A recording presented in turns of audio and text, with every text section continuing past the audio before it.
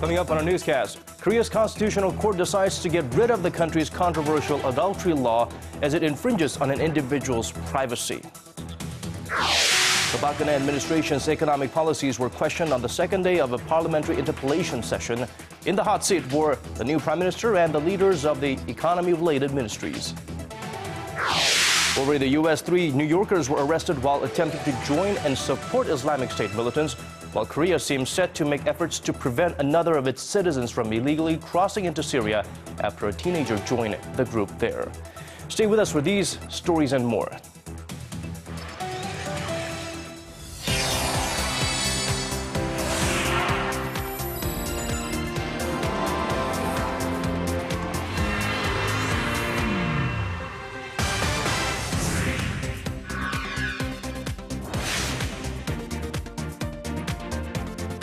Hello and welcome everyone. This is Early Edition at 6, brought to you live from Seoul. I'm Laah Hyun-kyung. And I'm Daniel Che. Thank you for joining us. Well, we begin at the National Assembly. Now, today was the second day of a 3-day parliamentary interpellation. Lawmakers threw many questions at the newly appointed prime minister and government officials on the topic of economy. For the latest, here's Arirang's Park Ji-won. Lawmakers fired questions at government officials on the administration's economic plans for tackling pressing issues such as skyrocketing household debt, deepening income polarization, and stagnant economic growth. In the hot seat was the newly sworn-in Prime Minister Lee Wan-gu and officials overseeing the economy-related ministries, including finance, trade, and science. Korea's household debt currently stands at some $993 billion. Consumption has been frozen and income levels haven't increased. Households are facing the burden of higher living expenses, while companies have stopped investing. The economy has stopped its virtuous cycle of growth. For the past 2 years, the Park Geun-hye administration has attempted to strengthen the economy and will keep pushing the necessary reforms forward. I expect we'll have visible results soon. Economists say they agree with the government's strategy of focusing on reforms to revive the economy, but say the timing was a little late. The administration should have focused on reforms from the very start of its term because reforms can bear fruit in the long term. As the administration now has a low approval rating, it could face obstacles to its reforms. The government deficit and the administration's pledge to expand welfare without raising taxes were other issues criticized at the assembly. The session will continue until Friday, and the last day's focus will be on social and cultural issues. Park Ji-won, Arirang News. And now on to a historic ruling. Korea's Constitutional Court has decided to strike down the law making adultery a crime. The law punished cheating husbands or wives with a maximum sentence of 2 years behind bars. Our Shin Se-min tells us more. Having an affair will no longer be a criminal offense. That's the ruling issued by Korea's Constitutional Court on Thursday, following 4 previous appeals, with the last being in 2008. The ruling is based on the argument that the law infringes on an individual's right to privacy and that extramarital affairs should be regulated by civil law, not criminal law. The decision has raised a question of whether some 5,500 people charged with infidelity since 2008 will file for retrial or compensation. And one uncertainty that's been expressed is that affairs could become more prevalent. Adultery is still illegal. It is still a civil case. The criminal court is leaving the matter to the parties directly involved. What's worrisome is the low alimony payments for people going through a divorce because of an affair, as people might come to think of the destruction of a household as a minor offense. Under the law, an extramarital affair was a criminal offense punishable by up to 2 years in prison. But only a small percentage of those deemed guilty were jailed, as infidelity is difficult to prove and enforcement of the law has waned in recent years. The plaintiffs would use the law as leverage to get a higher divorce settlement. Kim Kwang-sam, a former prosecutor, believes that abolishing the law could lead to a rise in the number of extramarital affairs. In other nations that have struck down anti-cheating laws, such as France or Germany, they didn't go through problems caused by sexual disorders. In other words, if you don't punish those who commit adultery as criminals, it won't lead to problems that will spoil the society. Other experts say that the ruling largely reflects the clash between a rapidly changing modern society and traditionally conservative norms. Shin Se-min, Arirang News. Tobacco companies in Korea may soon be forced to cover more than half of the surface of their cigarette packs with something that will make you cringe and think twice about lighting up. Warning messages and pictures showing the harmful effects of the habit. The Parliamentary Health Committee voted to pass a revision to the law today. The full assembly is scheduled to vote on the measure next month. Our Son Jung-in has more. Anti-smoking messages cover just 30% of cigarette packs sold in Korea and are only written warnings which are easy to ignore. In line with the government's tougher policy on smoking, the National Assembly's Health and Welfare Committee voted for passage of a revised law that forces cigarette companies to use pictures showing the harmful effects of the habit and written warnings that together should cover more than 50% of the packaging. The law also seeks to penalize tobacco firms found to be breaking the rules. They would face monetary fines of up to $9,000, be banned from doing business, or put company officials behind bars for up to a year. The revised law will become final if it gains the approval of the full parliament in a session scheduled for March 3rd. The revision is in accordance with the recommended standard for cigarette graphic warnings issued by the World Health Organization. As of last July, 179 countries had adopted the measure, with Korea being one of them, but the rules have yet to be put in place. If the law is passed in Korea, the visual warning system will become mandatory after a grace period of 18 months. Officials in favor of the move say such warnings are one of the most effective anti-smoking measures across the world. Brazil, for instance, saw its smoking rate plunge by 10 percentage points to 22% 1 year after the law was implemented. According to data by the OECD in 2014, the smoking rate for Korean men was 38%, the second highest in the world after Greece. Earlier this year, the Korean government raised cigarette prices by about $2 a pack in a bid to reduce the smoking rate. Son Jung-in, Arirang News.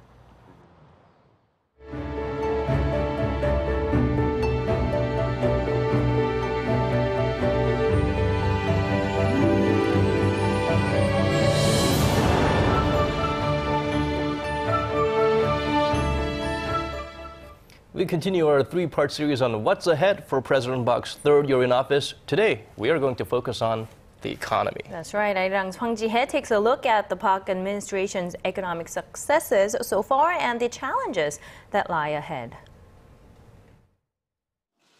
In her first 2 years in office, President Park Geun-hye put much emphasis on revitalizing the flagging domestic economy. As a result, Korea managed to keep up with the growth pace of the world economy while the employment rate reached 65% for the first time last year. The government's strong drive to boost the housing market also led to the number of home transactions to top 1 million in 2014, the largest in 8 years. Despite the improving economic figures, many are not feeling the difference. A recent survey shows that more than 9 out of 10 Koreans say the domestic economy has fallen into a state of depression. It's not surprising, says Shin Min-young from LG Economic Research Institute. The structural problems that the economy is facing, like growing household debt and sluggish corporate investment, make it harder for ordinary people to feel the benefits of government stimulus measures that have a temporary impact on the economy. The government has pledged to carry out structural reforms this year, focusing on the labor, education, financial, and public sectors. It's a welcomed move, but experts say some sectors need more attention. The most important thing to achieve long-term growth is reforming the public sector.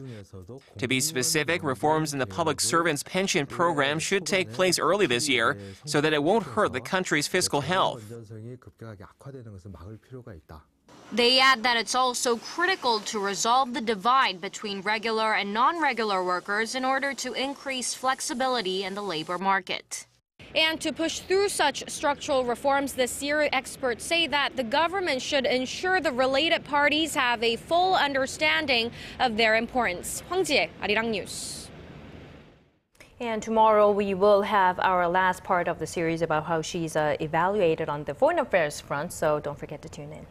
Staying at the presidential office, the leaders of Korea and the Czech Republic held summit talks in Seoul on Thursday, where they elevated their relationship to a strategic partnership. This comes in celebration of the 25th anniversary of Seoul and Prague's diplomatic ties. Our Choi Yu-sun reports. The Czech Republic is now Korea's 20th strategic partner, a sign that over the past 25 years, the two sides have recognized the rising importance of their political and economic cooperation and that their people have a lot in common. On Thursday, Korea and the East Central European nations signed 3 deals to reflect their strengthened partnership, agreeing to periodically hold talks between their foreign ministries and to better cooperate on defense and security. Seoul and Prague will work together in the areas of railway and highway construction, which will in effect help Korean firms expand their business in Europe. There will also be more exchanges of dialogue, data, and people in the areas of cybersecurity, trade and investment, nuclear energy, culture, and education. According to data by the Korean government, trade volume between the two countries reached $2.4 billion last year, and Korean firms invested an accumulated $1.5 billion until the end of 2013. The Czech Prime Minister, who arrived with a large business delegation, promoted the soundness of the Czech economy and its favorable business environment. President Park, one of whose diplomatic goals is to promote and secure external support for North Korea and unification policies, certainly brought the matter to the table. Referring to how the Czech Republic witnessed that reforms and opening up its market were the only ways to rebuild the economy and improve quality of life, she said the Czech case could send a clear message to North Korea to choose the right path to change. The Czech Prime Minister then officially invited President Park to visit Prague in the near future to carry on the momentum for bolstering their cooperation set by his visit. Choi Yu-sun, Arirang News. And President Park Geun-hye is set to make a trip to the Middle East next week. And when she does go, she will be accompanied by the biggest business delegation so far. Korea's trade ministry says nearly 116 to be exact, business people and representatives of economic organizations will visit Kuwait, Saudi Arabia, the United Arab Emirates, and Qatar. Construction affiliates of large conglomerates like Samsung, Hyundai, and GS will seek to win business opportunities in mega projects like the 2022 Qatar World Cup and Dubai Expo, while smaller companies will seek to enter the finance, medical, and IT sectors in tandem with other businesses in the region that are expanding outside of the oil industry. Business partners face a one-day entry ban. Digging deeper, getting to the bottom of stories that impact your life. Talking with you on air and online. Connecting you with experts on the world's most pressing issues. News and current affairs at its best. With Laah Hyun-kyung and Daniel Che. Arirang News. Arirang News. Arirang News. On Early Edition at 6. 3 men, all residents of New York, have been arrested on charges that they tried to join and support the extreme militant group calling themselves Islamic State. Officials say the probe was initiated by an online post allegedly offering to kill the U.S. president. Here's Arirang's Kim Min-ji with the details. 3 men from Brooklyn have been arrested and charged with conspiring to support the Islamic State group. Authorities said Akbar Saeed Akhmatov was arrested as he was getting ready to board a flight to Turkey from John F. Kennedy International Airport, planning to go to Syria early Wednesday. The second man, Abdurasul Jurabov, was scheduled to follow him next month. The third suspect, Abrar Habibov, who is the oldest of the 3, is believed to have helped finance their travels. So the initial actions were effectively to go to Syria and attempt to join ISIL in Syria. The two younger suspects appeared in court in New York on Wednesday while the third faced a judge in Florida. They came to the attention of federal agents in recent months after one of them posted messages on an Uzbek language website expressing support for the extremist group. A criminal complaint showed that he also offered to kill the U.S. president if ordered to do so, as well as carry out attacks in the U.S. if he was unable to go to Syria. He repeated those very sentiments when federal agents interviewed him at his home in August last year. If convicted, each face a maximum sentence of 15 years behind bars. Kim Min-ji, Arirang News.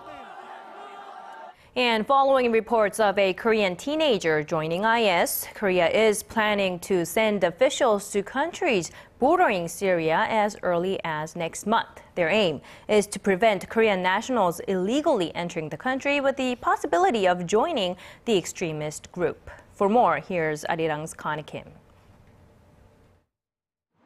Korea is beefing up efforts to prevent another citizen from illegally crossing into Syria, the base for the Islamic State militant group. Seoul's foreign ministry said Wednesday that a plan is in the works to possibly send officials to countries bordering Syria in order to check on the safety of Korean residents and companies in the Middle East. They may also seek cooperation on border security. The alarming move comes amid growing security concerns in the region as extremist groups have become more violent in recent months. It also comes on the heels of new intelligence that confirmed a Korean teenager who went missing in Turkey last month is in fact receiving training from IS. He reportedly entered via a Syria-Turkey border town. And to prevent such illegal crossings, Seoul has requested countries on its travel ban list to strengthen their border controls. As of now, Syria, Iraq, Libya, Somalia, Afghanistan, and Yemen are on Korea's travel ban list. But the government's efforts don't stop there. Korea's travel agencies have also been advised not to sell tour packages to countries near Syria to keep citizens from being targeted by terrorist groups. Connie Kim, Arirang News. North Korea has notified South Korea that it will raise workers' wages at the Inter-Korean Joint Industrial Complex in Kaesong starting next month. Seoul's Unification Ministry said Thursday that North Korea sent a letter to the industrial park 2 days ago saying that it has raised North Korean workers' minimum wage by 5% to $74.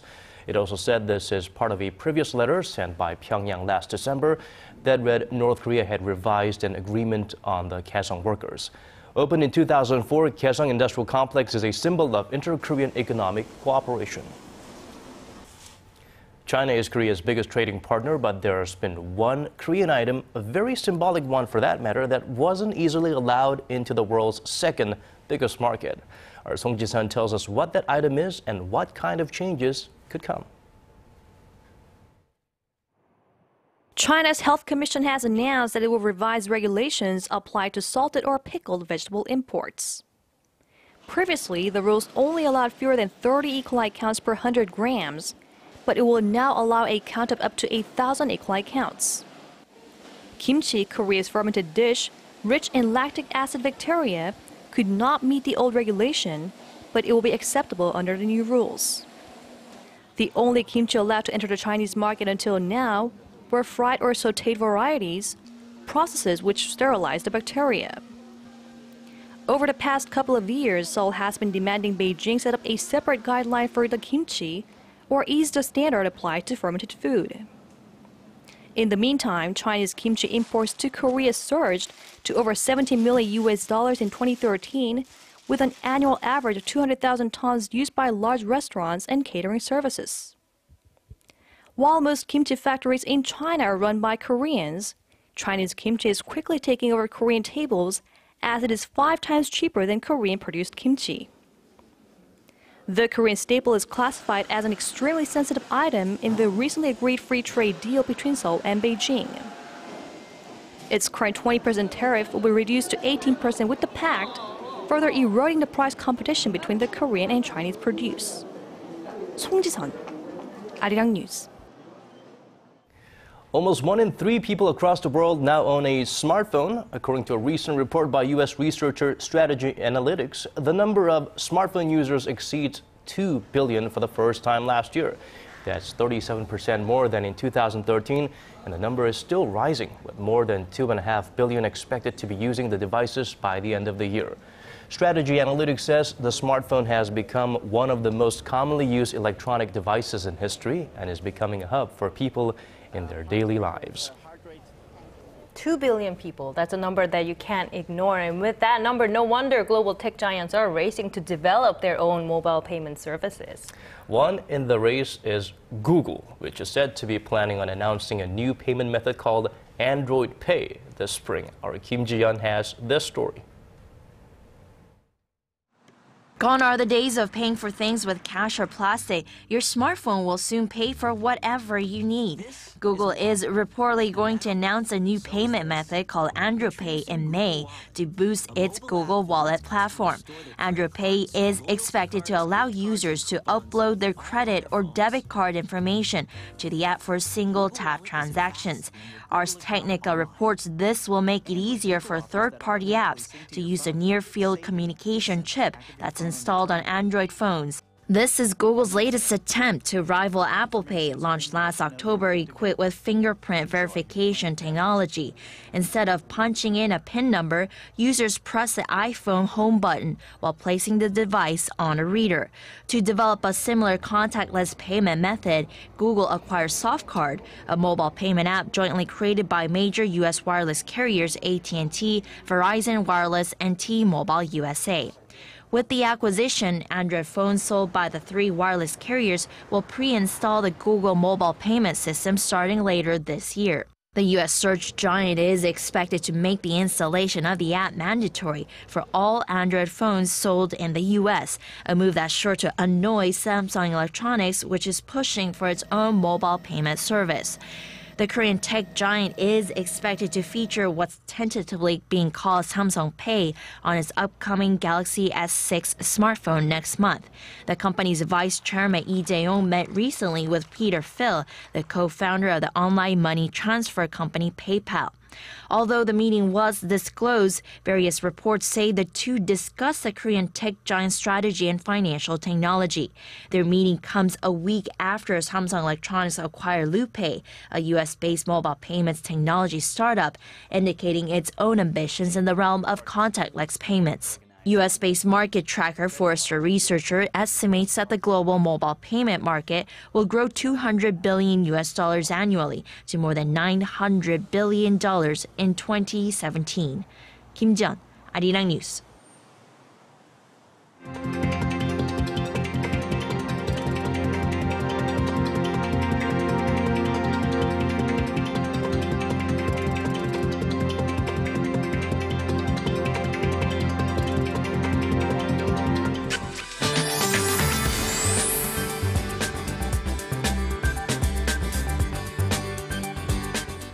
Winter is supposed to be taking a bow exit stage left right now, but apparently it's refusing to let us go. Well, I had a chat with our weathercaster Michelle Park earlier, and she has some interesting forecasts to share with us. So let's turn to her to find out more. Michelle.